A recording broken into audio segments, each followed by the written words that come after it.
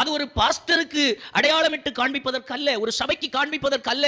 அதெல்லாம் நமக்கு ஒரு ஐக்கியம், இந்த தேவனோடு கூட நடப்பதற்கு ஒரு ஐக்கியம், ஆலோசனை, ஒரு உதவி நமக்கு அளித்தாலும் அவைகளோடு நீங்கள் எதுவும் என்ன செய்ய முடியாது, தேவனுக்காய் சாதிக்க முடியும். உங்கள் உறவு உங்களை அழைத்த தேவனோடு பலமாய் இருந்ததானால் அவர் சொல்லுகிற சத்தத்தை உங்கள் செவிகள் கேட்கும். அல்லேலூயா. வேதம் தெளிவாய் சொல்லுகிறது, என்னுடைய ஆடுகள் என்னுடைய சத்தத்தை கேட்கிறவைகளாய் இருக்கிறது, என்னுடைய சத்தத்தை கவனிக்கிறவைகளாய் இருக்கிறது என்று வேதம் சொல்லுகிறது.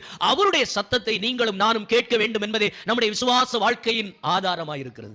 அல்லேலூயா, அல்லேலூயா. சரி, இந்த பரீட்சை எதுக்காக? அவர் எல்லாவற்றையும் ஜெயித்து விட்டார். ஆனாலும் நம்மையும் இந்த விசுவாச வாழ்க்கையில் கொண்டு நிறுத்தி நம்மையும் நல்ல போராட்டத்தின் மத்தியிலும், உபத்திரவத்தின் மத்தியிலும், கஷ்டங்களின் மத்தியிலும் நம்மை எதற்காக பரீட்சிக்கின்றார் என்று சொன்னார். வேதத்தில் சில காரியங்களை நாம் பார்க்க போகிறோம். முதலாவது வசனம் 2 கொரிந்தியரின் புத்தகம் 13வது அதிகாரம் அதனுடைய 5வது வசனத்தை வாசிக்கலாம். எதற்காக பரீட்சை என்று இந்த வசனம் தெளிவாய் சொல்லுகிறது. இயேசுவின் விசுவாசிகள் என்று நீங்கள் அநேகரால் நம்பப்பட்டாலும், சொல்லப்பட்டாலும், அநேகர் உங்களை அப்படிப்பட்டவர்கள் என்று சொன்னாலும் நீங்கள் உங்களை சோதித்து பார்க்க சொல்லுகின்றார்.